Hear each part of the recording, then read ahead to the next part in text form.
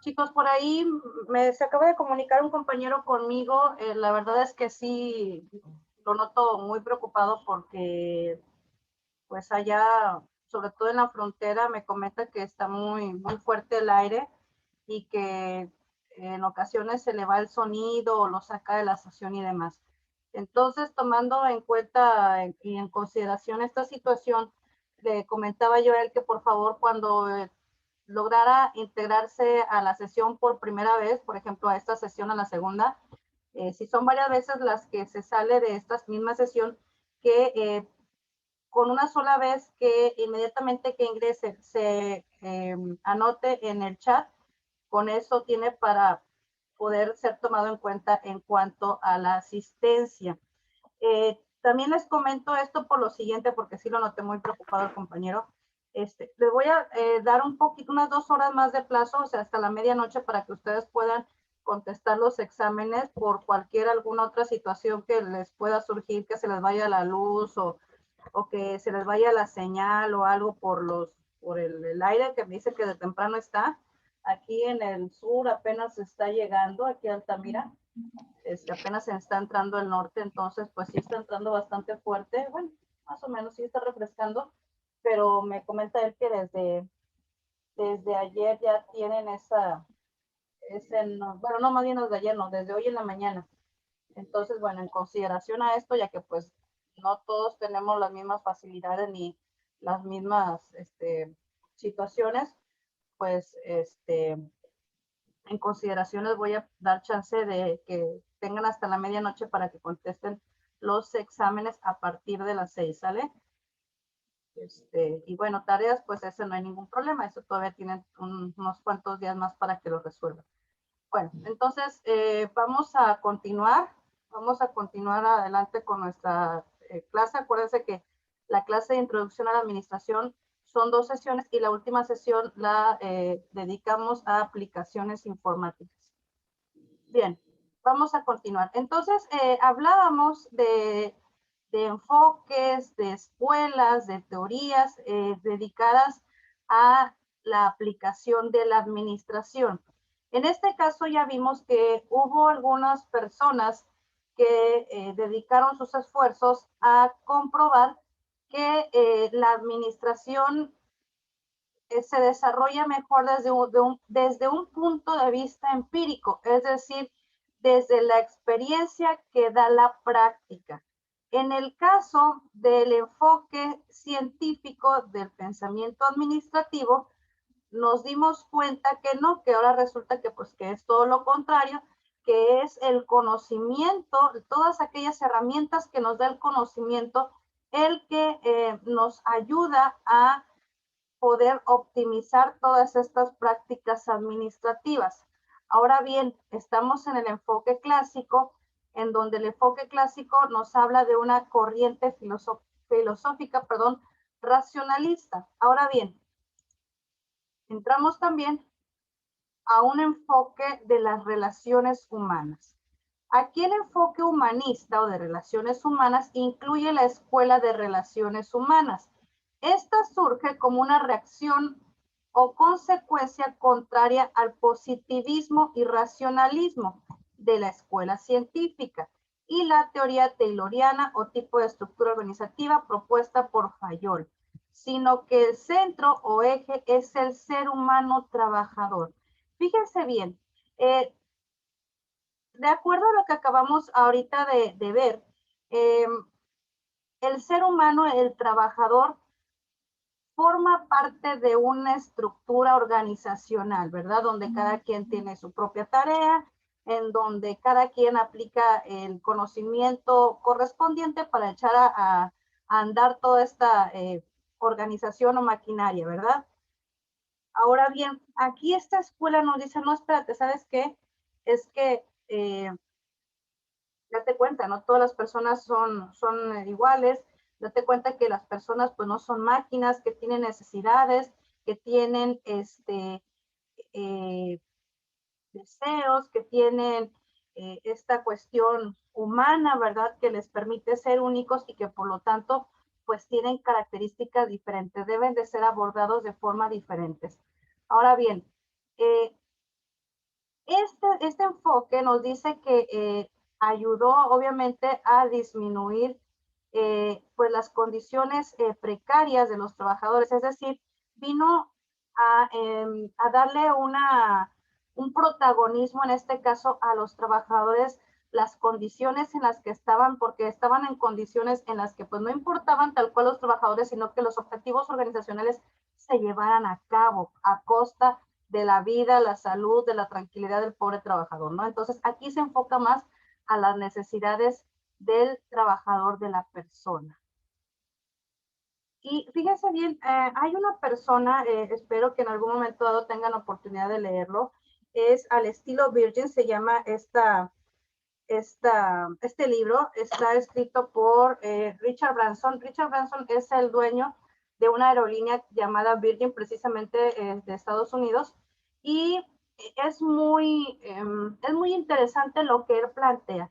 Mientras hay algunas otras personas enfocadas a, eh, a darle la importancia, ¿verdad? La primera importancia al cliente, en el caso, les hablo de una situación, digamos, comercial.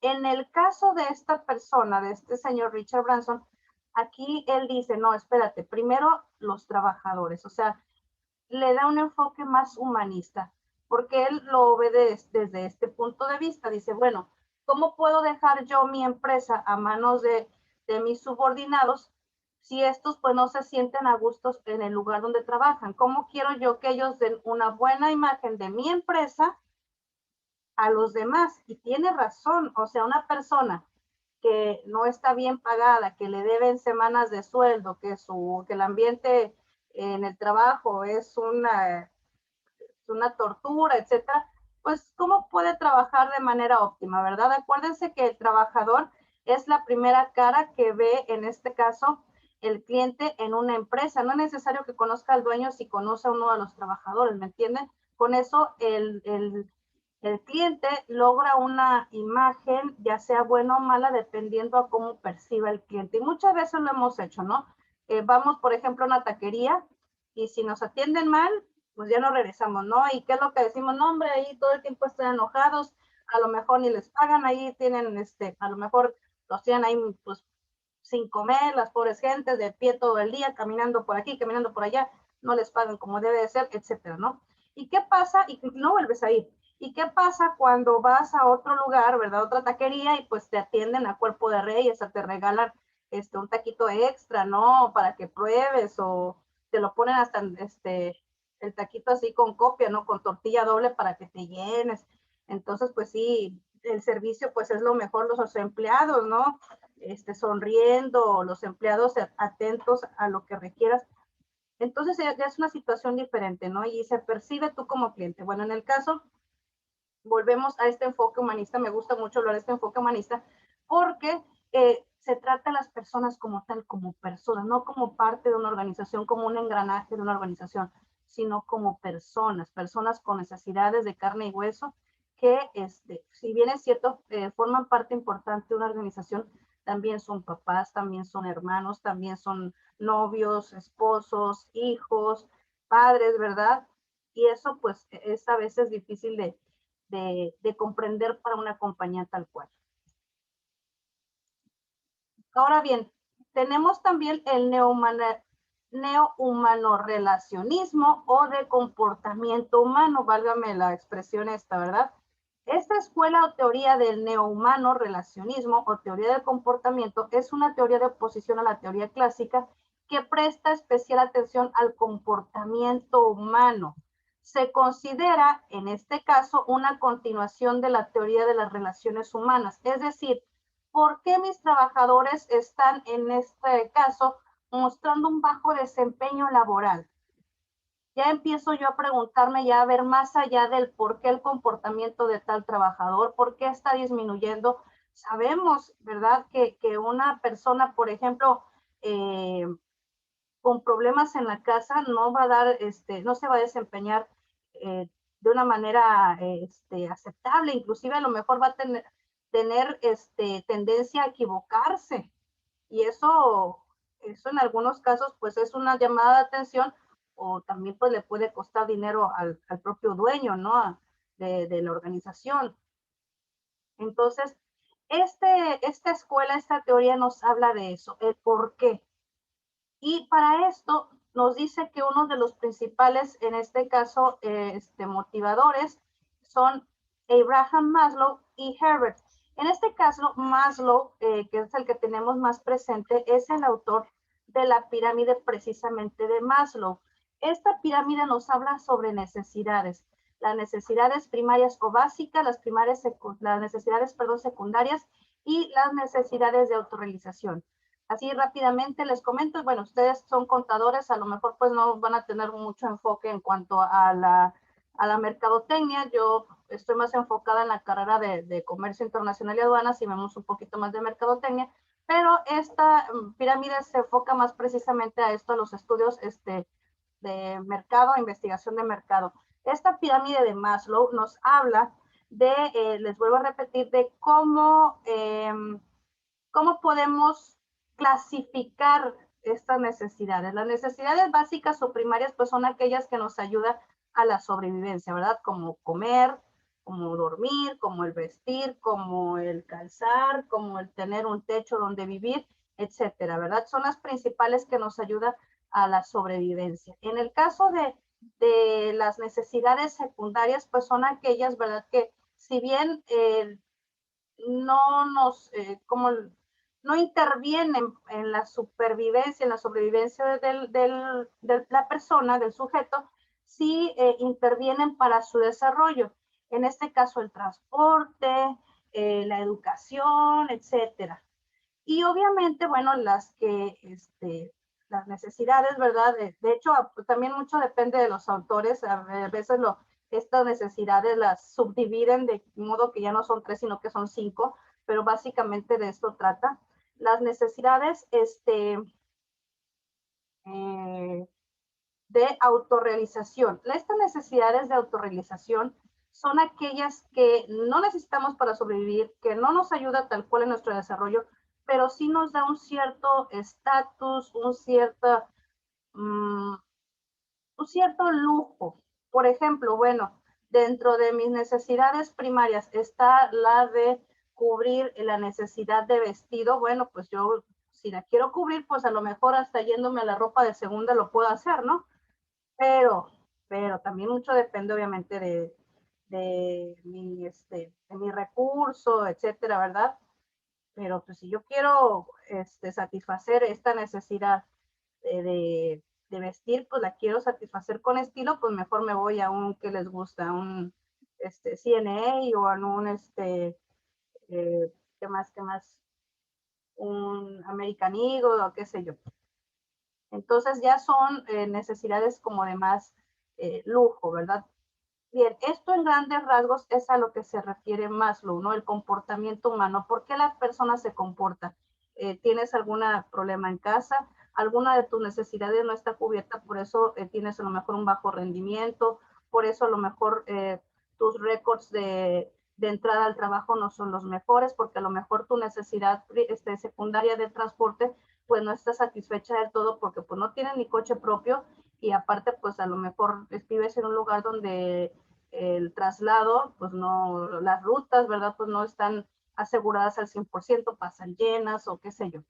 O sea, todo ese tipo de situaciones que pueden derivar, fíjense, a lo mejor situaciones tan cotidianas, tan familiares, tan íntimas, que en algún momento dado pueden impactar en tu desempeño dentro de una organización.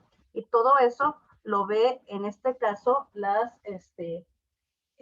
teoría administrativa, ¿eh?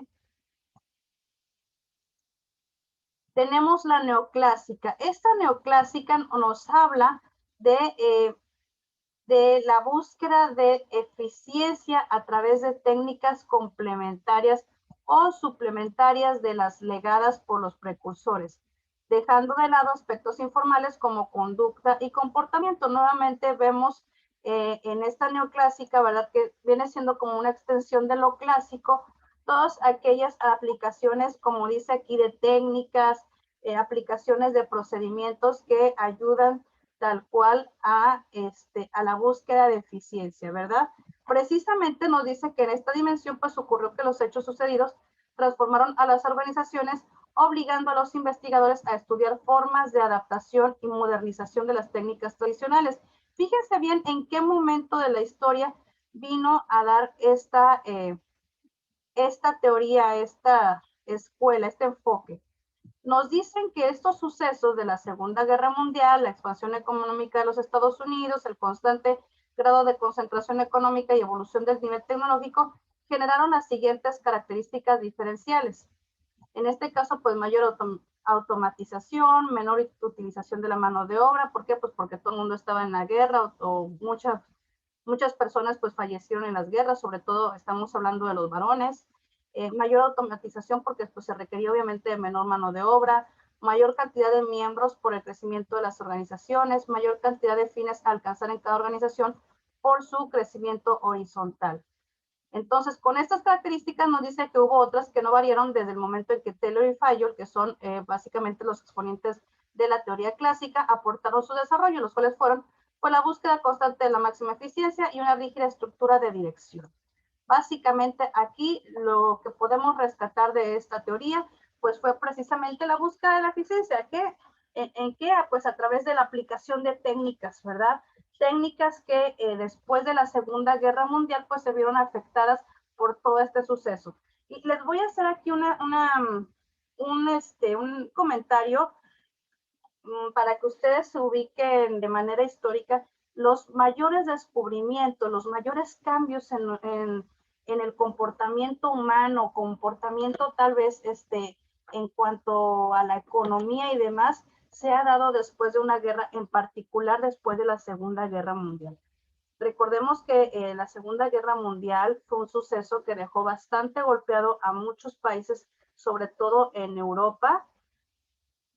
En el caso, bueno, todos conocemos esta cuestión de las bombas atómicas, todos conocemos también esta cuestión del ataque a Pearl Harbor, además, perdón mi pronunciación, pero conocemos estos sucesos que se dieron a través o que se dieron alrededor de esta situación de la Segunda Guerra Mundial, por ahí de los 1940, 1950 aproximadamente, y que llevaron a un gran cambio. En el caso de la administración no fue la excepción, ya que, como les digo, prácticamente la concentración de varones se concentraba en todas estas actividades bélicas. Por ejemplo, la mujer tuvo más participación en el desempeño laboral.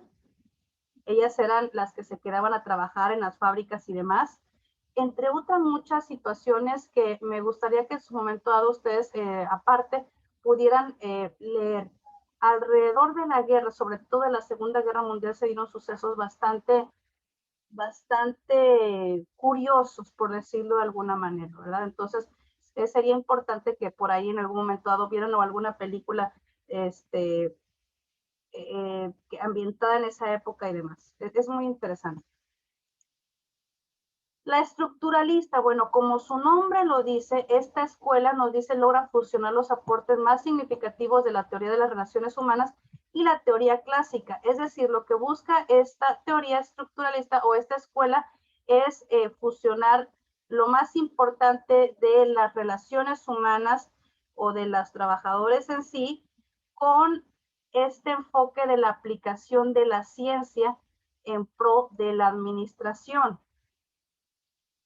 Nos dice que se produce una conceptualización la cual elimina todos aquellos obstáculos que se generan en el enfoque clásico como los del enfoque humanista. O sea, viéndolo de esta manera, es una escuela mucho más balanceada, ¿verdad? Sin irnos definitivamente a darle la mayor importancia al trabajador y tampoco sin dejar al lado pues lo que es la misma organización, ¿verdad? Lo que de cierta forma todo el mundo busca, que es la eficiencia de una organización. Ahora bien, desde la perspectiva sociológica, sus aportes más significativos a la teoría administrativa se encuentran en, a raíz de que es una escuela estructuralista, nace aquí el concepto de burocracia, híjole, que es tan mencionado en nuestro país. La administración pública en México prácticamente se puede conocer en el mundo o la podemos ubicar en el mundo como una administración burócrata. Ahora bien, nos dice también que la escuela estructuralista nos habla que es un modelo ideal de burocracia y la clasificación de la autoridad. Ellos trabajan básicamente sobre la jerarquía, sobre en este caso, sobre el organigrama, ¿verdad?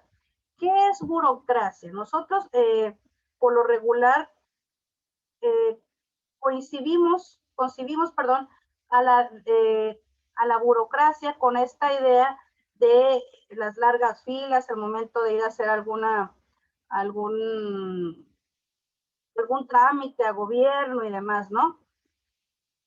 Pero bien, aquí en casos prácticos la burocracia tiene dos conceptos. Nos dice que es un conjunto de actividades y trámites que hay que seguir para resolver un asunto de carácter, perdón, administrativo.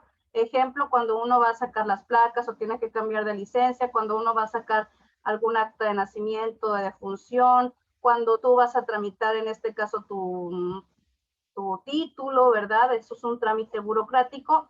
Y también hay un concepto, una definición para burocracia que es el de grupo social formado por los funcionarios o empleados públicos, ¿verdad? Les decía, aquí en México es muy conocida, ¿verdad? Inclusive por ahí se han hecho hasta películas parodiando todo esto y haciendo un poco de burla acerca de la burocracia en México, como una por ahí, no recuerdo el nombre, pero es una película que protagonizó Cantinflas, que también se burlaba un poquito de la definición del concepto de burócrata en México. Claro, obviamente al estilo de Cantinflas, en donde todo es risa y demás, y donde de repente les echaban sus habladas en este caso, a, al sistema, ¿verdad? Era una situación así como que de crítica al sistema, pero de una forma así como que no se da cuenta uno porque pues se la pasa riendo, ¿no? Entonces, aquí, de hecho, la película se llama El Ministro y yo, me parece. Esa película es la que, donde les digo que aparece Cantinflas y que hace bueno, una crítica muy sutil y cómica a la burocracia de aquel entonces. Bien, otra de las escuelas que también ha dado mucho de qué hablar en cuanto al pensamiento administrativo es la de sistemas. En esta escuela de sistemas, pues nos dice que estudia la organización como sistema social, encontrándose inmersos en otros sistemas que se interrelacionan, afectándose unos a otros, ¿verdad? El enfoque de sistemas y la escuela de sistemas abordan la organización como un sistema único y no segmentado.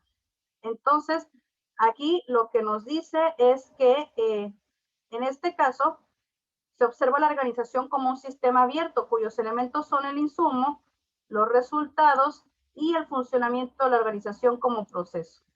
En el marco conceptual de esa teoría de sistemas, la entidad requiere de criterios prácticos, recursos financieros y otros insumos para generar sus productos. Es decir, básicamente esta escuela de sistemas nos habla de un conjunto, ¿verdad?, de postulados, de teorías enfocados prácticamente a la administración de una organización, enfocándonos o tratándolo tal cual como una organización en donde necesita insumos, en donde necesita recursos financieros tal cual, pero aquí, al contrario de lo que hemos estado mencionando, aquí el personal humano, el recurso humano, entra dentro de los insumos, se le toma como una parte, digamos, a lo mejor no,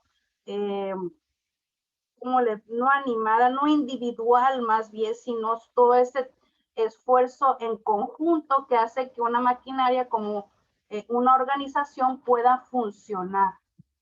Entonces, ya estamos viendo ya algunas escuelas, enfoques, teorías y demás de la administración, y nos hemos dado cuenta que a través de la historia y de repente de estas etapas históricas que le tocan vivir, tiene un enfoque diferente, o todos enfocados a lo que es la experiencia, lo que es la organización, lo que es la eficiencia, lo que es la productividad, y en otro caso también enfocados a lo que es la persona, lo que es sus necesidades, su comportamiento, etcétera, ¿no? En este caso, bueno, de la teoría cuantitativa nosotros podemos sacar lo siguiente. Esta teoría o la escuela cuantitativa de la administración es la que se basa en los modelos estadísticos y en las simulaciones computacionales. Esto, en los últimos años, en las últimas generaciones, han tenido mucho control, mucha difusión dentro de las organizaciones precisamente porque ya tenemos ahorita al alcance de nuestras manos software que es capaz de poder solucionar problemas, de poder proponer modelos, de poder hacer proyecciones en base a información, obviamente, que tú ingresas. Hay paqueterías muy especializadas que hacen estos trabajos, ¿verdad? Que anteriormente pues los hacían las personas, ¿no? Entonces ellos a través de datos lo analizan y arrojan una o unas posibles soluciones, ¿no? Para poder eficientar algún proceso, para poder organizar un departamento, etcétera. Todo esto con la finalidad, obviamente, de tomar decisiones, de manera que lo hace en datos cuantificables, buscando una mayor precisión y objetividad.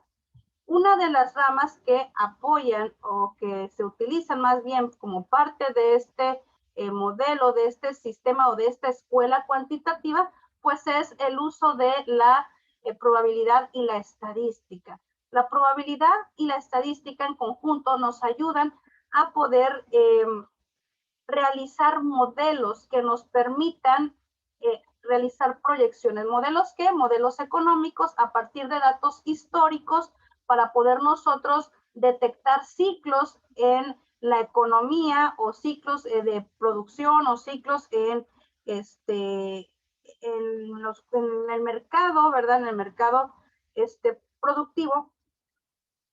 Nos ayuda a poder, en este caso, ver aquellas pequeñas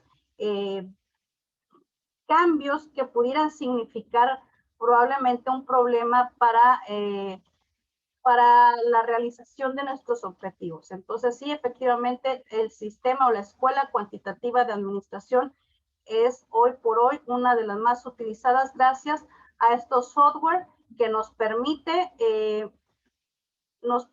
ingresar información cuantitativa y esta a su vez me arroja una determinada situación, me plantea una determinada situación en cuanto a producción o en cuanto a organización y esto me permite tomar mejores decisiones.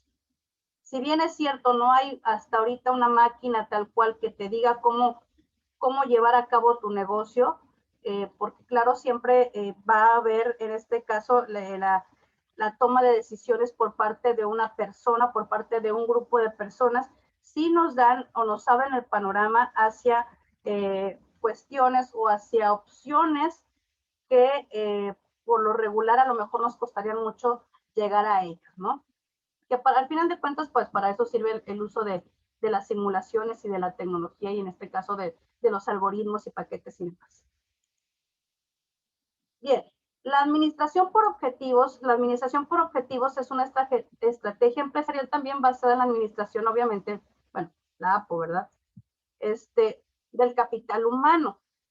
En este caso, bueno, consiste en motivar a los empleados fijando metas que tendrán un premio o reconocimiento al ser alcanzadas. Nuevamente aquí, por medio de los trabajadores, por medio de su motivación, por medio de un premio que se los ofrece a los trabajadores, nosotros podemos llegar a una eficiencia en la empresa, ¿verdad? Que por lo regular, este tipo de administración, pues también la podemos ver, por ejemplo, en lugares como en este caso, algún restaurante estos de hamburguesas que siempre tienen por ahí a la vista de clientes y de trabajadores el famoso cuadro de los trabajadores del mes, ¿no? Eso es una forma de reconocimiento, de reconocimiento no económico, por decirlo de alguna manera, que no es una retribución económica, no es un premio económico como tal, pero es al fin y al cabo un reconocimiento a la labor de X persona durante determinado mes, ¿no? ¿Esto qué implica? Esto implica el ser reconocido, el que el esfuerzo es reconocido por, en este caso, por los administrativos, perdón, y por tu empresa, y que te permitirá pues seguirle echando ganas porque su compañía te lo está reconociendo, a lo mejor con una foto en la pared o con algún diplomita o alguna pequeña ceremonia antes de entrar a trabajar, qué sé yo, ¿verdad? Hay muchas compañías que realizan este tipo de administración por objetivos y que los resultados pues han sido muy buenos. Entonces, pues por eso ha podido sobrevivir, sobre todo, como les comento, en este tipo de empresas es donde más las hemos visto. Por ahí en algunas tiendas de autoservicio, ¿verdad? El empleado del mes o la cajera del mes o el colaborador del mes, ¿no? Ahora bien, este enfoque nos lleva a lo siguiente. Fue ideado por gerentes, los cuales tratan de aplicar los conceptos de las escuelas más importantes a situaciones reales presentadas en el campo organizacional. Los métodos nos dicen que son eficaces para situaciones que no funcionan en otros. Buscaban una solución de otra manera para dar respuesta al problema que se presentaba en un momento dado. Como su nombre lo dice, situacional o de contingencia, nos lleva a poner en práctica precisamente este tipo de situaciones, ¿no? Dice que ha significado la palabra contingencia como algo eventual que puede suceder. Suele representar una proporción cuya verdad y falsedad puede ser conocida por medio de la experiencia o la razón. Entonces, aquí nos dice que la teoría de contingencia plantea la no existencia de un modelo único, es decir, que lo que nos dice la teoría o el enfoque o la escuela situacional es que no hay nada escrito, es que todo se va desarrollando o más bien la estrategia se va desarrollando conforme pasa la situación o conforme el panorama en ese momento laboral o mundial o qué sé yo, ¿verdad? Entonces no hay nada escrito, simplemente es una cuestión de ir actuando frente a las diferentes circunstancias. El desarrollo organizacional, bueno, pues está basado en conceptos y debates sobre la administración y las organizaciones actuales. Al utilizar la palabra dinámico estamos hablando igual de cambios, mientras que en el tipo de desarrollo, o más bien en el tipo de administración como la que vimos anteriormente, que nos ubica de una manera de contingencia, en este tipo de administración de desarrollo organizacional, aquí lo que queremos es que las personas que integran una organización crezcan, se desarrollen con la misma organización, que crezcan con la misma organización. Para eso se requiere, en este caso, de compromiso, ¿verdad? Quiere darse a entender, quiere que se haga un interés, un involucramiento profundo con otros, ¿verdad? Lo que muchos diríamos ponerse la camiseta con la empresa, ¿verdad? Que hay muchas empresas que lo malentienden de muchas formas, ¿verdad? Pero a esto prácticamente es a lo que quiere llegar la Administración de Desarrollo Organizacional, ¿verdad? Tú eres parte importante de la empresa, tú eres, bueno, aquí el que le da la vida a la empresa, eres un buen elemento, etcétera. Mira, quédate, tienes oportunidades de crecimiento, conforme vayamos creciendo, tú vas a tener más oportunidades de percibir más, de llegar más lejos en el ámbito de la organización, etcétera. Entonces, todo esto es lo que representa un desarrollo organizacional. Es un gana-gana. Tanto gana la empresa como ganas tú al crecer como persona, al que se te valoren esos esfuerzos, aunque no nada más se quede así como el reconocimiento del empleado de mes, sino que tengas una opción real de poder avanzar, de poder escalar dentro de los escalafones organizacionales de la empresa en la que estés. Ambiental, bueno, pues ahorita, bueno, por ahí de los que serán 2090, hubo un boom precisamente en cuanto al incorporar estas cuestiones ambientalistas a la gestión administrativa. ¿Por qué? Recordemos que por ahí de los 90s, 80s se dio el problema del agujero de la capa de ozono y que decían que era provocado por estos productos en aerosol. Por ahí de los años 80s y 90s, que yo creo que ninguno de ustedes es el caso, todos ustedes están niños, pero anteriormente usábamos unos megacopetotes y para poder hacer esos copetotes pues necesitábamos comprar siempre 2 latas de spray. Una la colocábamos aquí debajo, la que nos daba la forma del copete, y con la otra se empezabas a rociar media lata de spray para que tu copete quedara así como que, pues como así, como redondito arriba de la frente, no sé cómo decirlo, ¿verdad? Como un toldo, como si fuera arriba de la frente, pero así todo súper tieso, todo súper bonito, y pues bueno, esa era la moda. Para eso utilizamos estas envases de spray, ¿no? Que después les comento, pues se dijo que dañaban la capa de ozono, bla, bla, bla, bla. Entonces, a partir de esto y la conciencia de muchas personas ambientalistas, es que este aspecto es considerado dentro de la gestión administrativa. Y es muy importante porque hay muchas empresas que basan su desarrollo en el impacto ambiental. Las fábricas, por ejemplo, son una, ¿verdad? Que si no hacen emisiones en tierra, hacen emisiones en el agua, en el subsuelo, o hacen emisiones al aire, etcétera. Se supone que nuestro país es uno de los países con mayores tratados y convenios a nivel mundial en cuanto a la conservación ambiental, ¿sí? Entonces, ¿por qué? Aparte de que pues tiene obviamente todo este ecosistema amplio dentro de su territorio, somos ricos en ecosistema, ¿eh? Somos ricos en biodiversidad. Entonces, pues obviamente que muchos países nos tienen como un país rico en recursos naturales estratégicos. ¿Cuáles son estos recursos naturales estratégicos? Pues los que permiten la sobrevivencia de la especie, ricos en agua potable, bueno, en agua dulce, ricos en especies animales que podemos utilizarlas como en alimentos, ricos en minerales que sirven para otro tipo de situaciones, bueno, ya más industrializados como armas, por ejemplo. Aquí somos ricos sobre todo en litio. El litio se utiliza para las pilas, pues imagínense, cuántas empresas no están interesadas en explotar estos suministros que hay en el subsuelo, pues, de litio, ¿no? Etcétera, etcétera. De la calidad total, eso sí, yo creo que quien ha tenido oportunidad de trabajar en empresas medianas, grandes, se darán cuenta que lo que es la calidad total, y hubo unos años que la calidad total la comíamos, la bebíamos y la vivíamos, la respirábamos en todas partes dentro de la empresa, ¿no? Aquí se hizo obviamente muy famoso por ahí de los, ¿qué serán? Igual, 90, 2000. Todo el mundo quería certificarse en los ISOs, todo el mundo quería tener, obviamente, trato con este tipo de empresas porque el tratar con una empresa certificada es una garantía de orden, de organización, de prestigio también, ¿por qué no, verdad? Una empresa que trata con pura empresa certificada, pues te da un cierto nivel de estatus. Tener una certificación te da un nivel de estatus y muy grande y una ventaja competitiva en comparación a tus competidores que no la tienen. Entonces, ojo con esta administración de la calidad total. Y bueno, del proceso administrativo tal cual. Aquí, como última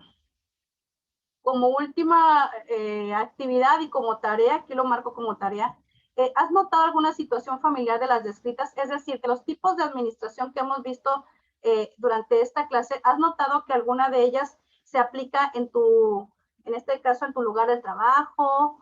¿O has visto que en algún otro lugar la apliquen? Por ejemplo, esto de los reconocimientos del empleado del mes, ¿qué te ha parecido? ¿Dónde la has visto y por qué crees tú que es un tipo de administración, por ejemplo, por desarrollo organizacional? ¿Por qué lo relacionas de esta manera? Etcétera. Entonces, esta es la tarea para esta materia y ya en un momento más ya van a ver la publicación correspondiente para que ustedes ya puedan ingresar su tarea en el momento que ustedes necesiten. Nos vemos en la próxima sesión, en unos 20 minutos más. Atentos con la invitación. Gracias, chicos.